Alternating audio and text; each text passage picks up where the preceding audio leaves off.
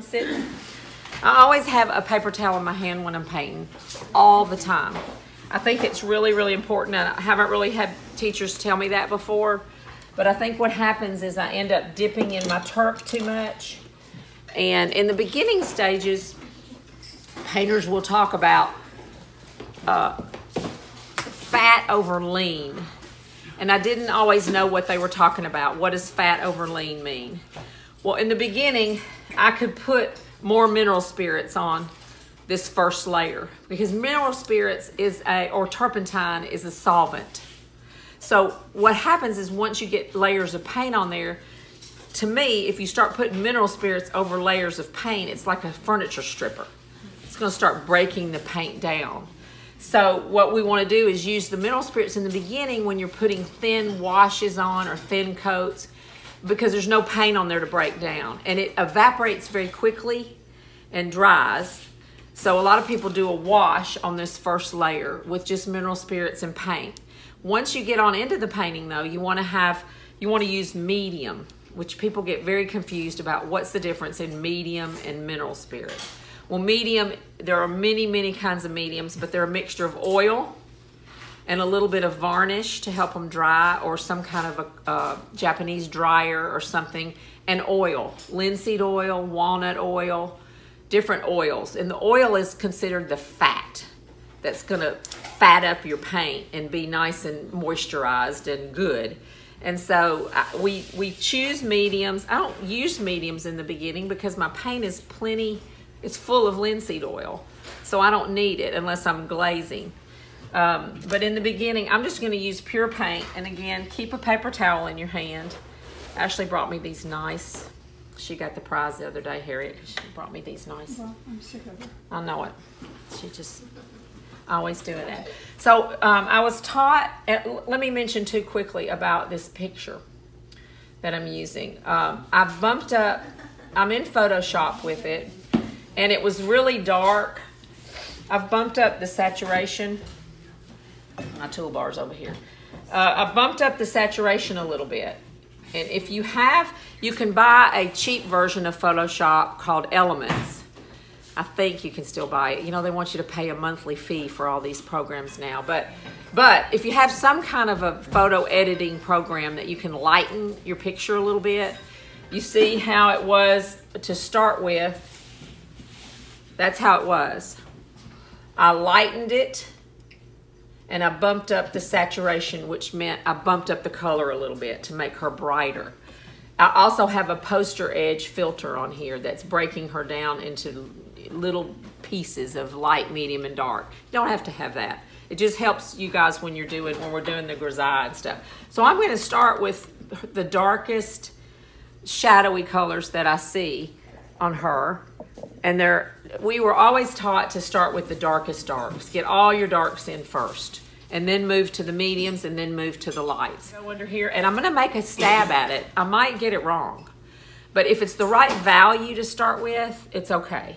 That's the main thing I'm gonna be thinking about. The temperature may have to be tweaked with this. After I finished it in class last week, I realized that it was the same size almost as that head, and she was another monster baby. I just did not like it. I didn't like it. So I started over. I took a rag and I wiped it all off. I had to scrub it a little bit because this canvas is not a real good quality canvas. This is a little bit large of a brush, so let me move to a little bit smaller. Yeah. You know, look at the size of what you've got to cover. I've always been told to use as large a brush as possible. Now see, when I put that on there, it's really red. So I want it to be a little bit bluer. And if I squint my eyes, I'm not looking at detail, I'm just looking at the value of it. And I'm gonna think in terms of, it gets lighter and warmer as it moves away. Yep, it gets a little bit warmer as it moves out here next to her shoulder. And I'm just gonna put a thin coat. I'm painting right into this charcoal. I didn't wipe any of the charcoal off. I didn't spray it. I'm just painting right into it. And you see how it just disappears. It goes away. No. I mean, if I was using a really light, like a white color into that, but I'm not, because that's a dark area. So my darks I've already kind of masked in. Now I'm going to look around and see where else while I have that on my brush. Right here's a little bit. It's going to make her look like she's got a mustache for a minute. It's too red. I can see when I get over here. Hey, girl. I know. Sydney comes in and I'm like, whoa. It's cooler than what I just put on there. I can see there's a little bit more of a bluer tone to that, but you can see how dark it is. It's way too dark. Looks like she's got punched in the face. So come over here and get a little bit of my medium-like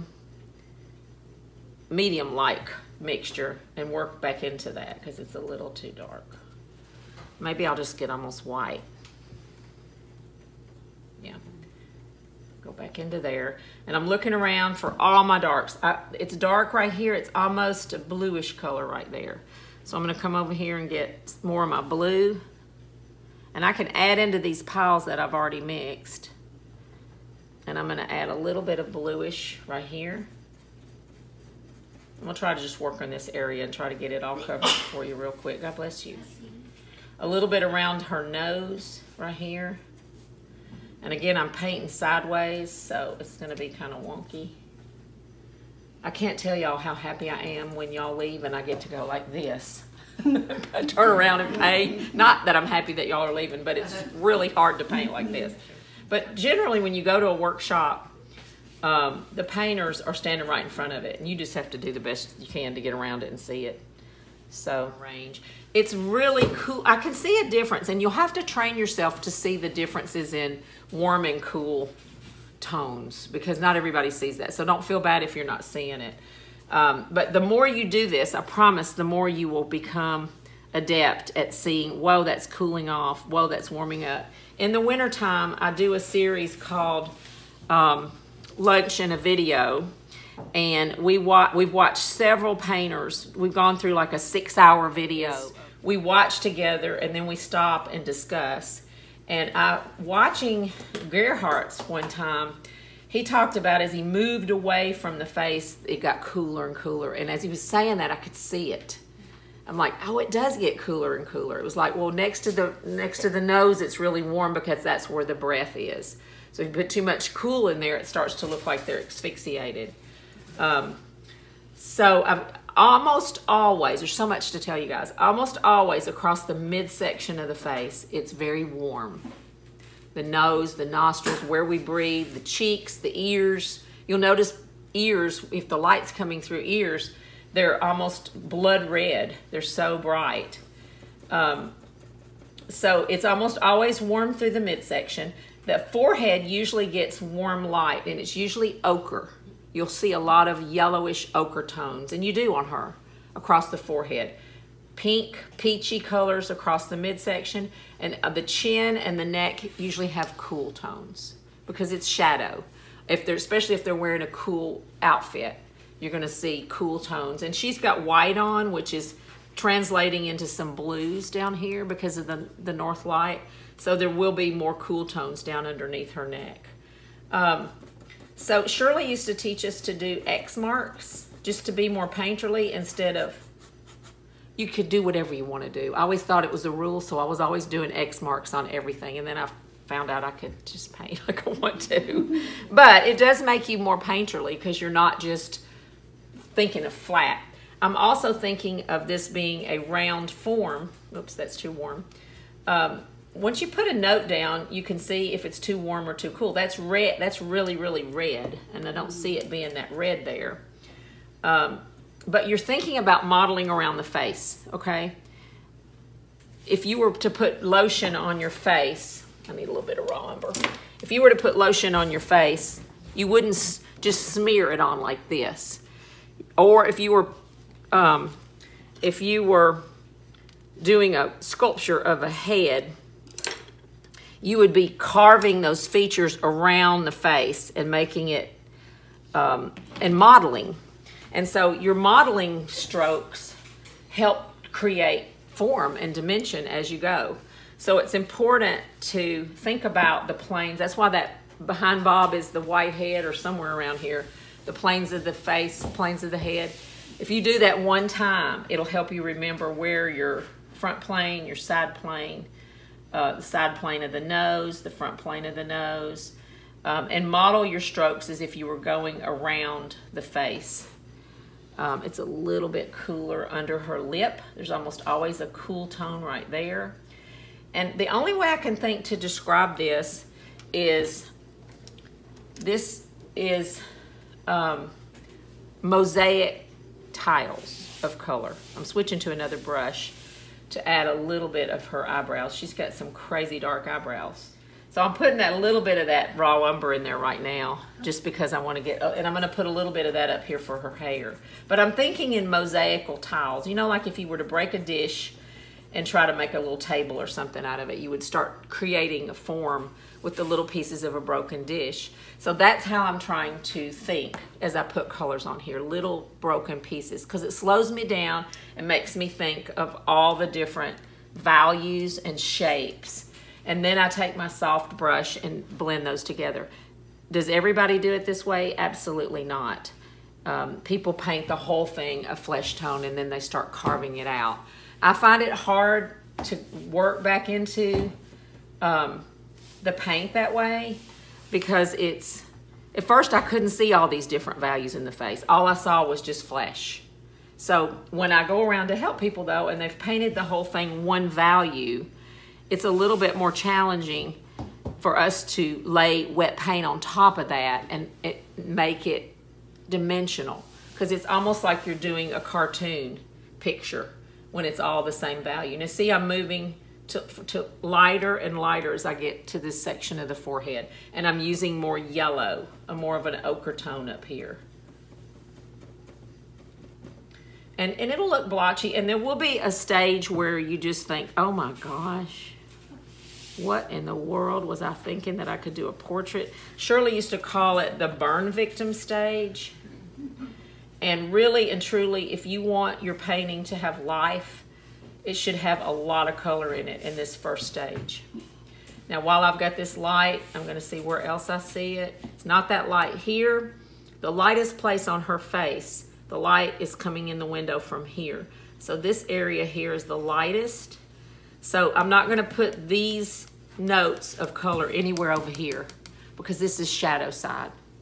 So what happens is you just think, oh, it needs to be light, and so you start moving and putting light all in your shadow side, and you contaminate your nice, rich shadows. So I'm only going to use this brush, and if it helps you, use several different brushes so that you're not mixing the brushes up. I'm going to put this light, I'm going to have to do it because I've just got some on my brush, but I will show you all this light is going to go on the light side of the head. And it's even lighter here. The lightest thing is probably right here. So I can make that note right now and then tell myself, okay, nothing else can be that light. And then there's even a little bit of cool blue in there, which I can adjust later. But nothing else needs to be that light. Maybe here is a little bit, not quite. And I can adjust that as I go. But see, so you see how I'm just putting all these blocks of color in. She's light down here too, but remember, if light is coming from above, it's going to be diffused and get less intense as it goes down the body. So in trying to judge all these colors, watch that. Don't let yourself get too light too quick.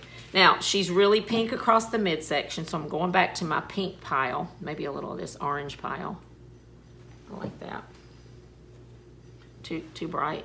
So I got to move down. You know, make a little note like that to check before you start investing and getting totally into it. And I like this bright color on her. It is really garish right now, but I promise you, you can tone it down and it will look, your painting will be better if you have beautiful color in it. Have you seen portraits that have, that just look dead? That people have used too much gray, too much, where else do I see that? There's always a little warm tone right there on the chin. A little bit right there. Oh, her nose is really orangish.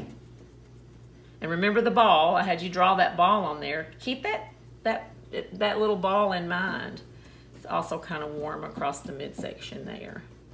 Now she's kind of a blotchy mess right now, but I'm going to show you what I'm going to do with it in just a second. Let me get a little bit more color on. A little bit. Let me go back to my light brush. And ask yourself questions. How warm is it? Is it reddish? Is it bluish? How light is it? How dark is it? Those are the two questions you want to be asking yourself at this point. What are my values and what are my temperatures? Those are the only two things you really need to be too concerned about right now. We'll talk about edges and stuff later. I can't get that light enough. She's got a little bit of light right there. And then a little bit right there. And I'm thinking about the front plane, okay? The side plane. I'm going down that way. What else can I do right now? The little, around this little nostril. Now, when I studied with Shane Neal, he has you use a number 2 is the smallest brush he'll ever let you use of a filbert. And when I'm trying to get in here and get these little nostrils, I just can't do it with a number 2. But you can. He came over and he'd take the brush from me and he'd scoop it up with the tail and then he'd stick it on like that. And there'd be a blob on it. And I know you, I watch you guys. Y'all need a little brush too. I mean, I see you with the little brush. When I'm putting these little nostrils in, I want them to be warm. So don't put bluish, dark nostrils in there. It'll look like they're, like I said, asphyxiated. Now on the inside of her mouth, I'm going to put a little bit of a tone on there, and it's always warm inside the mouth. Don't put cool tones. You'll have to use a little bit of blue to darken it, or a little bit of green to darken it, but don't put too much because it'll read like dead.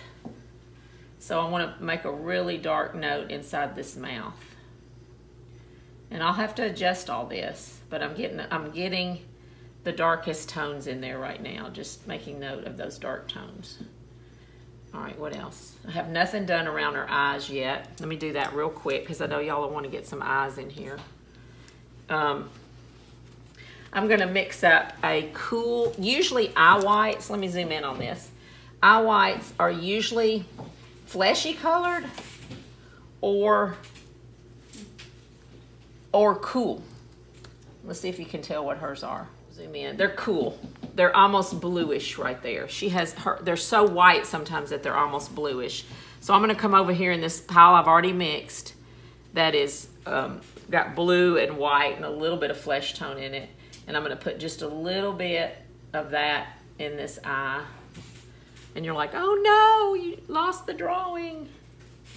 That's just what you have to do. That's why you got to learn to draw, because you're going to paint over your little drawing lines. Also, I'm thinking about when I paint, start getting flesh tones in these eyes, I'm thinking about the planes. This is a round surface. So I'm going to go up, and then this one goes this way, and then this one goes this way. So I've got 3 pieces of color around that eye. Dark, not dark, medium, light, medium again. The inside is a little cooler, got a little bit more blue. This has a little bit more warmth to it. It's a little bit lighter on the top. Same thing on the eyelid. It's very light right here on her eyelid. And then it's a little bit darker as it rolls around here. I'm losing her pretty little eyelashes that I like so much. Then I'm going to go ahead and put, she has brownish green eyes. So I'm going to put a little note where those eyes go. I'm not going to be too worried right now about getting her eyes in, because those are going to be the part that I like the most. And I'll work on those next week. But I'm going to put a little tiny note of green in there, just because she's got a little fleck of green in there. And I'm going to give you an eye lesson next week on how to get those eyes in there. All right, let me stop. Oh, let me put a little bit of lip color. I can't stop. There's no good place to stop in here. A little bit of lip color on there, and then I'm going to take a little soft brush and show you how I soften it in. Does it look horrible from back there? No. I know y'all wouldn't say it if it did. But, I mean, you see how bizarre looking it is, okay? Her lips are the most colorful thing on her face. But I don't want them to look like she has lipstick on. I don't want them to be fake looking. And lips are simply flesh, warmer flesh. So sometimes I just put, the top lip is a little bit lighter. I remember looking at that. It's almost like the light's going through her top lip. It's a little bit transparent. I'm trying to get this big old brush turned around where I can get it on there. Front, side. Put a little bit of lighter, maybe even some yellowish in there, just to give it a little bit more transparency. Front and side. And then over here, a little bit more light, just so we can get around that mouth a little bit. A little bit of light down here. Every time I make a mark, I'm looking at my reference. And I forgot to tell you, I'll show it to you right here at the end.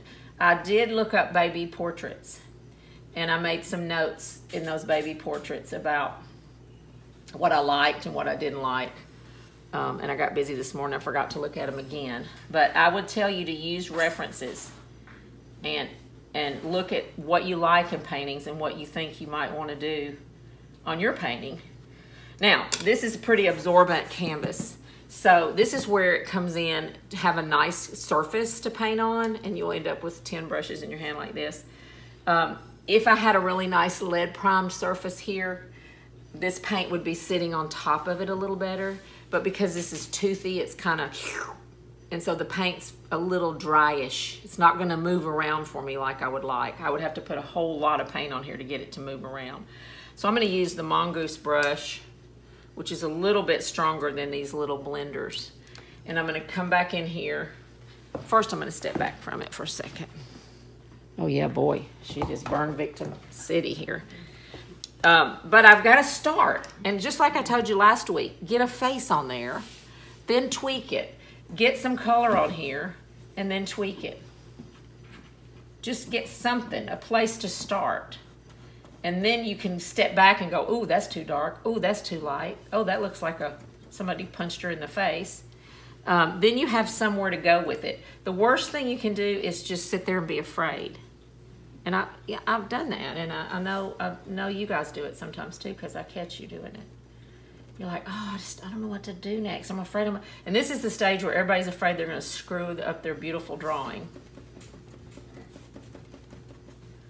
And if you sit there and you look at it and you think it just all looks one color to you, then just paint it all one color right now. Just do the best you can with this first stage. So right now I'm going to go in there and I'm going to keep my paper towel, and I'm going to lay all these down. Keep my paper towel in my hand because I want this brush to stay pretty dry and I don't want to muddy up all these colors. I don't want to totally get rid of all these little mosaical tiles. I want to just soften them together a little bit so that they're not so she's not so blotchy. So see, I'm wiping it every time, and I'm letting this be sort of a wick. If this were a different surface and this paint was really wet and moving around a lot, then I would have to really wipe a lot more. But I'm having to push kind of hard to get these things to model together. Sometimes painters will use a big, a knife, a palette knife, and that they would go down through here and scrape all this lightly just to kind of melt the colors together. Sometimes they'll use a big wide, Roger Dale Brown uses a big wide brush that's kind of soft, and he'll just paint down over it and get everything to sort of melt together and not be so blotchy to start with. But see how I'm starting to smooth her out a little bit. I have to be careful because if I take all this brown and bring it over here, and I've already done that a little bit, I lose all that pretty color. But don't worry too much about it. At least if you get this on today, your next stage will be easier, and you'll put another layer of paint on it, and you'll start to. So it's starting to look a little bit better, but it's blotchy right now, and it's not right. So I hope that gives you the spur, the encouragement, the oomph to say, I'm going to put something on here. And the more color, kind of the better. Because if you start with a real dull layer, I mean, you can brighten it up later, but it's harder. sometimes if you have really bright, glowy cheeks on here and you just barely scumble a little color, that color glows through.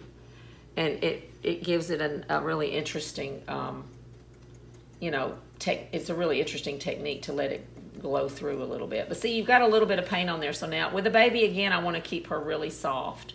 So I'm going to over soften a little bit. But she's still a little bit too blotchy. Right now, if I were to get this whole thing covered today, which will be my goal after you guys leave, and if anybody wants to stay, you're welcome to. I will make sure that the hair melts in with the skin tone. I don't want any hard edges on this anywhere. I want the whole thing to be a blur, soft. When I paint back into it next week, it'll be so much easier. So I'll probably take 2 more weeks. I think that's the way I planned it. We'll try to get as much of a layer on this week as you can. And I did pretty good. It's 10:30. I thought it was going to take a lot longer. You've got 2 hours. You can stay later if you want to keep working, or I'm going to work out here for a bit. And then next week, we'll start the refining of the skin tone, maybe a little bit on the eyes, and how I do the star and the moon in the eyes, and then we've got to have a little bit of time for hair. I don't have a lot to show you on her for hair, but I will show you. I will do a demo for hair, because hair is tricky, and you can do a beautiful face, and if you do spaghetti Medusa worm hair, you're going to mess that beautiful face up. So I'm going to show you some in fact, I've got a little short video clip I'll show you on hair instead of doing it on here. And that'll, any thoughts or questions? Did I put y'all to sleep? Not bad. Okay. What was the dark you used there for her brows? You know, I just grabbed some raw umber. That's my go-to for brown hair to start with. And I'll use some shades of yellow ochre, sometimes raw sienna in blondish hair. Well, like on Linda, who has dark hair, I should do some of that raw umber. Raw umber. When I do the face to blend it so it's... And a lot of times on brown hair, it's a flesh tone in the brown hair. You have to look at it and see if it's cool or warm in the highlights. Sometimes it'll be a bluish tone in the hair on the highlights. But don't just grab white and mix it with your brown. It'll look real chalky. So